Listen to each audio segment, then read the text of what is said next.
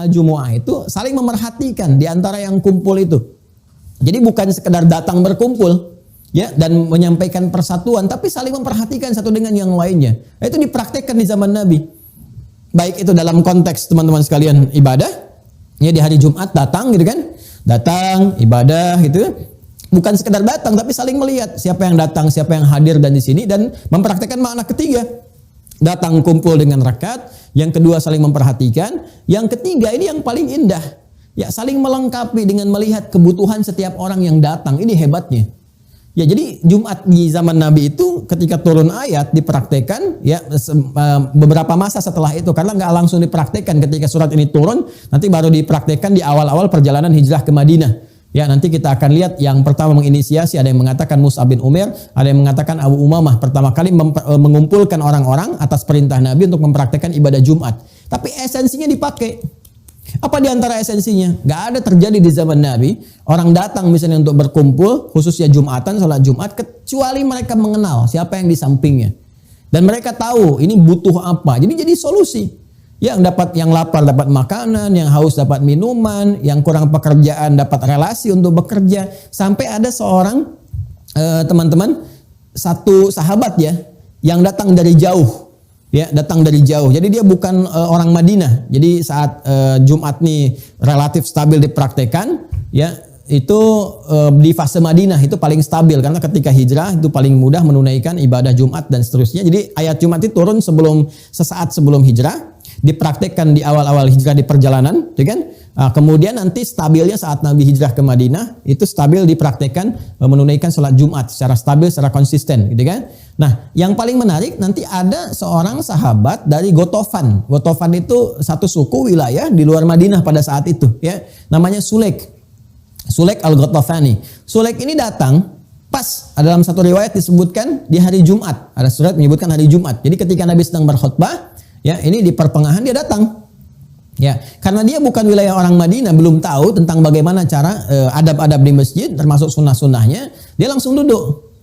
Ya, maka Nabi kemudian menyampaikan satu kalimat bersifat umum. Nah, ini bagusnya nih. Jadi kalau ada seseorang yang belum tahu, ya terus kita sedang mengajar atau jadi guru atau Anda menjadi pejabat misalnya di perusahaan, ya jangan menyinggung langsung ke orangnya. Kalimatnya halus Nabi, dibuka dengan kalimat umum. Maka kata Nabi mengatakan, "Idza dakhala ahadakumul masjida fala yajlis hatta yusalli rak'atain." Jika kalian masuk ke dalam satu masjid, berniat untuk i'tikaf, untuk duduk keperluan tertentu, ya, untuk ibadah misalnya, menunggu waktu sholat dan sebagainya, maka jangan langsung duduk, ada sunnah sholat 2 rakaat terlebih dahulu. Itu yang kemudian kelak disebut dengan tahiyatul masjid. Ya, kelak disebut dengan apa? Tahiyatul masjid. Tapi ketika kemudian kalimat Nabi itu disampaikan, orang-orang tahu, langsung orang melihat kan? Ya, Nabi memberi isyarat nih ada teman kita yang baru. Jadi hadis yang disampaikan Nabi bukan hanya menunjuk kepada satu syariat sunnah tahiyatul masjid, tapi juga memberikan isyarat kepada orang-orang sekitaran Madinah. Ini loh, ada kawan kita orang baru, bukan dari kalangan ahli Madinah. Barangkali dia datang ke sini selain Jumat nanti butuh perhatian. Makanya orang melihat semua ke situ. Ya, begitu selesai Jumat itu berlomba. Bapak Ibu sekalian, keluargaku itu Masya Allah di zaman Nabi itu nggak ada orang yang punya persoalan kecuali sahabat-sahabat yang mereka itu hadir di sekitar Nabi berlomba untuk saling bisa membantu dengan kemampuan yang bisa mereka lakukan. Ada yang bisa ngasih referensi misalnya, ada yang bisa memberikan bentuk makanan, ada yang bisa memberikan bentuk arah pekerjaan, tapi sesuai dengan kemampuan masing-masing. Dan hebatnya mereka berlomba siapa yang pengen duluan, itulah Jumat. Jadi bagaimana iman itu? Ya, iman itu memberikan sebuah pengaruh yang sangat kuat bagi diri kita gitu untuk bersikap. Jadi kalau orang beriman tuh nggak usah ditanya tentang bahasa persatuan, nggak usah ditanya tentang bahasa bagaimana saling memperhatikan, ya, saling menguatkan. Jadi ketika kita masuk hari Jumat, salah satu yang dievaluasi pada diri kita itu ambil skala terkecil dulu, misalnya skala keluarga. Ya, coba dilihat di keluarga kita. Jangan-jangan kita melihat jauh tapi lupa dengan keadaan di dalam diri kita. Bagaimana penyatuan di keluarga itu bisa dibangun. Ya, jangan-jangan mohon maaf di keluarga pun kita masih melihat ya seperti aktivitas-aktivitas yang dipopulerkan di masa jahiliyah. Kehidupan keluarganya hanya untuk menata diri supaya makmur dalam segi harta, ayah bekerja mengumpulkan harta, punya kedudukan, hanya untuk weekend jalan-jalan aja. Ya, beli ini aja, beli itu, menikmati kehidupan dunia. Kalau cuma itu orientasinya, orang jahiliyah itu lebih hebat, lebih duluan. Ya, jadi kita mulai dari lingkungan keluarga dulu yang paling kecil, tata dulu, ya kan? Kumpul, saling menguatkan. barangkali si bungsu perlu perhatian, si kakak perlu arahan, ada yang perlu diskusi, kitanya belum sempat, dengan sama-sama kita melihat evaluasi seperti itu. Ya, saya ada laporan kasus nih, sebetulnya kasus ini berulang dari masa lalu, gitu kan. Ada anak yang ya dari dia kecil, sekolah Islam bagus dan sebagainya, ketika dia masuk kampus pintar, ini sebenarnya kisah masa lalu juga tapi terulang kekinian.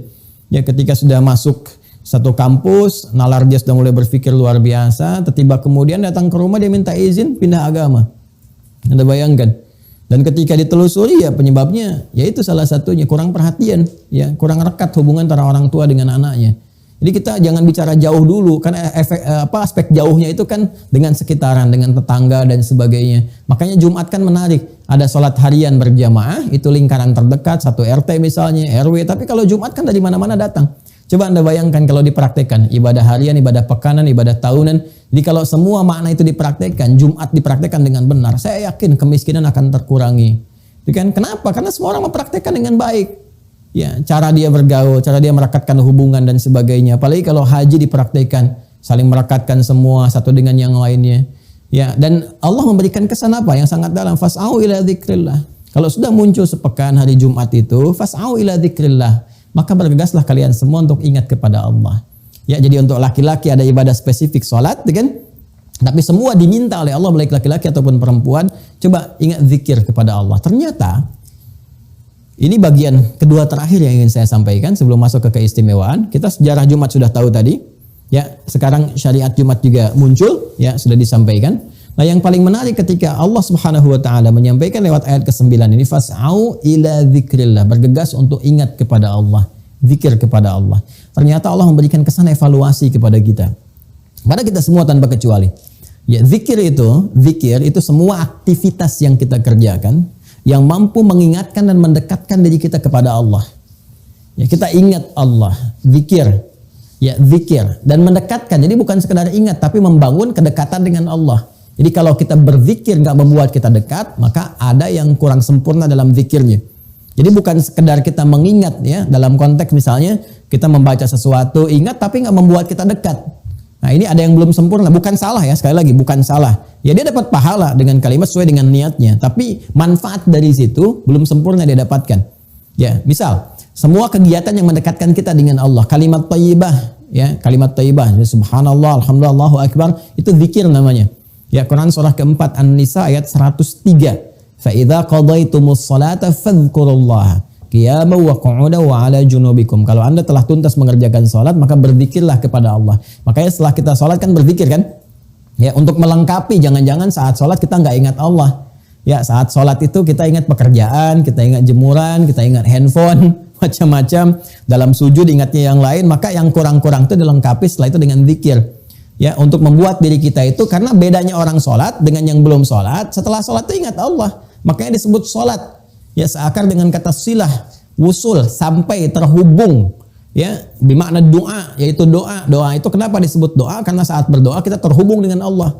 Harusnya setelah sholat itu kita punya hubungan yang baik dengan Allah, terhubung, ingat, merasa dekat. Kalau terhubung dengan Allah, terjaga diri kita. Ya, nggak mungkin pulang dari Jumatan habis sholat tertukar sendal. Nggak mungkin, kayaknya punya saya nih. Oh, ini mirip-mirip dipakai, padahal ke masjid nggak pakai sendal misalnya, kan? Apalagi ngambil kotak Jumat misalnya kan, sama. Anda pulang dari situ kan setelah Jumatan kerja lagi ke kantor, nggak mungkin nulis teman-teman sekalian ngetik kelebihan 0 misalnya, kelebihan angka, ya, atau menempatkan sesuatu tidak pada tempatnya, nggak mungkin, mustahil. Kenapa? Karena sedang terhubung dengan Allah. Ya, nggak mungkin memperhatikan yang haram, nggak mungkin suami melihat kepada yang haram yang bukan mahramnya, ya, nggak mungkin istri juga melihat kepada yang haram yang bukan mahramnya dan sebagainya. Ya, jadi semua kalau sudah terhubung itu baik. Nah, itulah zikir. Ya, selain itu apalagi misalnya doa itu disebut zikir. Quran surah ke-7 misalnya Al-A'raf, ya, ayat 205 itu. Wadhkur rabbaka fi nafsika tadarruan wa khifatan wa dunal jahri minal qaul, dan berdoalah engkau dengan kesungguhan jiwamu, ya, dengan menghamba kepada Allah. Disebutnya berdoa itu dengan zikir. Karena saat berdoa kita merasa dekat dengan Allah. Dan kedekatan itu yang menjadikan doa kita cepat terkabul. Jadi kalau Anda hanya berdoa diucapkan di kalimat, gak sampai ke dalam hati, itu pengabulannya boleh jadi gitu ya, tidak secepat yang kita harap.